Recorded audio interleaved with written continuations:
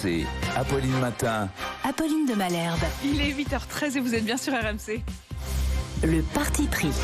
Le parti pris, c'est le vôtre ce matin au 32-16 parce qu'on a pensé qu'aujourd'hui, plus que jamais, on voulait vous entendre et vous entendre débattre et témoigner sur RMC. Pourquoi ? Parce que c'est la 8e journée de mobilisation et surtout le début de ces 48 heures cruciales dans la rue avec un regain ou non de mobilisation dans l'Assemblée nationale avec cette commission mixte paritaire qui commence à se réunir à partir de 9h et qui devra, entre sénateurs et députés, trouver un texte commun. Si tel était le cas, alors je vous le rappelle, c'est demain que ça se joue. Demain, un vote le matin au Sénat, l'après-midi à l'Assemblée nationale, sauf si il n'y a pas de majorité. Et dans ce cas, un éventuel 49-3. Et alors, ça pourrait entraîner une motion de censure. Et ce sera encore un deuxième scénario. On en parle avec vous tous. D'abord, que ferez-vous aujourd'hui et qu'avez-vous prévu ? Il y a Alexandre qui nous appelle depuis la Gironde. Bonjour Alexandre. Bonjour tout le monde. Alexandre, cette réforme, est-ce que vous vous dites, finalement, elle va passer et c'est tant mieux, ou alors, au contraire, est-ce que vous faites partie de ceux qui espèrent qu'elle ne passera pas ? L'espoir fait vivre, mais il ne faut pas vivre pour avoir de l'espoir. On sait très bien que s'il n'y a pas les votes, il utilisera le 49-3. Macron n'a strictement rien à faire, puisque de toute façon, il ne sera pas réélu. Donc voilà, il s'en fiche royalement. Moi, si je fais le calcul par rapport à ma vie... C'est quoi votre vie, Alexandre ? Alors, moi, j'ai grandi en famille d'accueil. Je me suis retrouvé à la rue à 15 ans. J'ai mis 10 ans à me sortir de la rue. J'ai eu une carrière qui était très, très, très hachée, puisque j'ai été intermittent du spectacle. Là, ça fait à peu près 13-14 ans que je travaille en tant que chauffeur-livreur. Donc, si je fais le bilan des 43 années d'annuité, je prendrai ma retraite à 75 ans. Donc en fait, c'est pas pour moi que je bataille, c'est pour mes enfants. Je regrette, à l'heure actuelle, je regrette d'avoir eu des enfants. Quand on en arrive à ce stade-là, c'est quand même grave. C'est terrible d'entendre ça, Alexandre.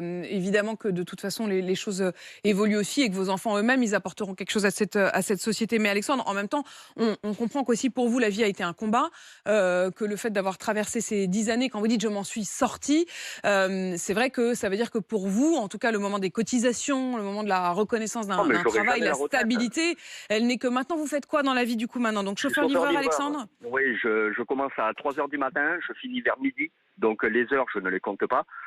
J'ai un salaire qui dépasse à peine les 1600 euros. Ouais. Rien que pour le fameux chèque gasoil. Moi, je suis allé faire ma déclaration pour le demander. Non, parce que j'ai touché plus de 14 700 euros de revenus fiscal. Donc, l'histoire de monsieur Bruno Le Maire, moins de 2000 euros, vous aurez droit au chèque, je n'y ai pas eu droit. J'imagine, Alexandre, que dans cette situation, vous n'avez pas fait grève, vous n'avez pas pu vous permettre de faire grève ? Non, je peux pas. Là, mais moi, rien qu'en charge fixe, sans compter les courses, j'étais à 800 euros. Là, je suis passé à 1300 euros par mois. Donc, en fait, il me reste à vivre 300 euros. Le compte n'y est pas. Alexandre, vos enfants, ils vivent avec vous ? J'en ai un qui vit avec moi, oui. D'accord. Alexandre, en tout cas, vous faites grève par procuration. Du coup, aujourd'hui, vous ne serez pas... Voilà, mais c'est pas le choix, malheureusement. Non, mais c'est évidemment très intéressant ce que vous dites, Alexandre, parce qu'on l'entend quand même beaucoup depuis le début. Et les syndicats eux-mêmes le reconnaissent. C'est très difficile de réussir à mobiliser toute une population quand on se retrouve avec des fins de mois très difficiles. C'est finalement à la fois la résignation et l'inflation qui sont les deux poisons pour ce mouvement social, Emmanuel Le Chypre. Oui, absolument, parce qu'on voit clairement quand on va sur les marchés, quand on discute avec les Français, même avec les salariés dans les entreprises privées, la priorité, c'est le pouvoir d'achat et c'est les salaires. Et c'est vrai que un des handicap de ce gouvernement, c'est que paradoxalement, en ce moment, il y a beaucoup de négociations salariales dans les entreprises et qui se passent plutôt bien, parce que c'est vrai que les entreprises ont gagné de l'argent. C'est vrai que les entreprises aujourd'hui en France arrivent à répercuter la hausse de leurs coûts dans les prix au détriment des consommateurs. Mais pas pour tous, je veux dire. Pas pour tous, mais c'est vrai que globalement, il y a beaucoup d'entreprises dans lesquelles ça se passe bien. Donc ça désamorce une partie de la colère sociale. Avant de donner la parole à Alain, un dernier mot avec vous, Alexandre, pour vous dire chapeau, parce qu'en fait, vous avez l'air de trouver ça douloureux et j'imagine que ça l'est. Mais quand vous dites j'ai réussi à me sortir de 10 ans dans la rue avec le parcours que vous avez eu, moi je veux quand même que quelqu'un puisse vous dire chapeau aujourd'hui. Donc bravo à vous et courage pour tout ce que vous faites. Alexandre, on va donner la parole à Alain qui nous appelle de Coulommiers en Seine-et-Marne. Bonjour Alain. Oui, bonjour Apolline. Alain, vous êtes électricien, gréviste ou pas gréviste ou solidaire des grévistes? Solidaire, artisan, et je n'ai pas le temps d'y aller, je peux pas, donc parce que j'ai du boulot. Bon, mon parcours de vie, il est simple, j'ai commencé à 14 ans en tant que pré-apprenti. À partir de 16 ans, apprentissage, et une carrière qui n'a pas du tout été hachée. en continu jusqu'à maintenant. Je vais avoir 55 ans.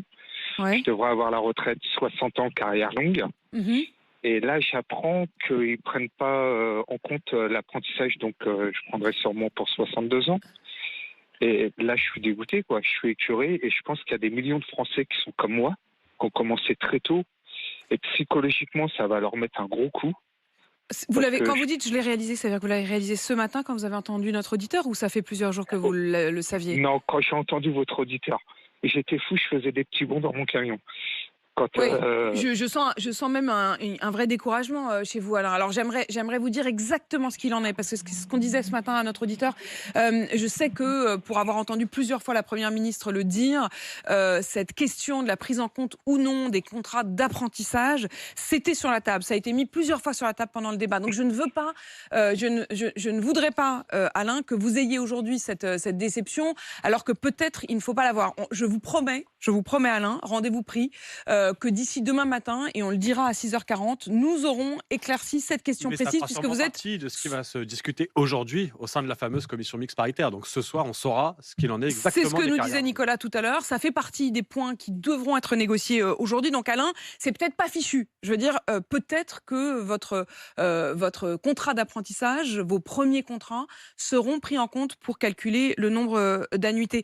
Alain, si c'était pris en compte, vous pourriez prendre dans ces cas-là votre retraite, vous seriez considéré comme une carrière longue.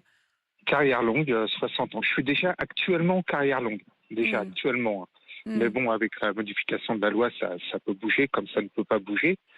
Mais ce que je voulais dire, comme j'avais dit au standard, c'est psychologiquement, bon, il y en a qui seront peut-être pas dans ma situation, qui vont prendre un gros coup, là, que ça va leur faire très très mal.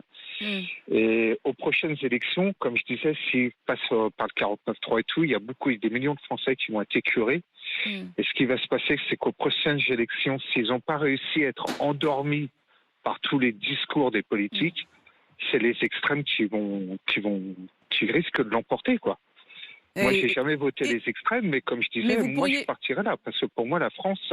Ce que vous nous dites, Alain, c'est que la dernière fois, vous avez voté Macron pour faire barrage à Marine Le Pen, mais la prochaine fois, on vous la fera plus, quoi. Il y a un peu de ça, hein. C'est ça, parce que le gouvernement se fiche de l'opinion d'une majorité des Français, et c'est malheureux. Et les autres partis, la droite, tout ça, qui est en train de se mettre avec eux, c'est chacun défend son petit beefsteak, en fait, et... Alain, j'entends votre découragement ce matin. Je vous promets, Alain, que d'ici demain matin, et en fonction de ce qui aura été décidé dans la commission mixte paritaire, on va se pencher précisément sur cette question de la reconnaissance ou non des contrats d'apprentissage dans la prise en compte des annuités, et qu'on vous donnera la réponse ici même demain matin à 6h40. Alexandre et Alain, merci à tous les deux pour vos témoignages aussi de vie professionnelle, votre rapport à cette réforme. Vous avez tous la parole sur RMC.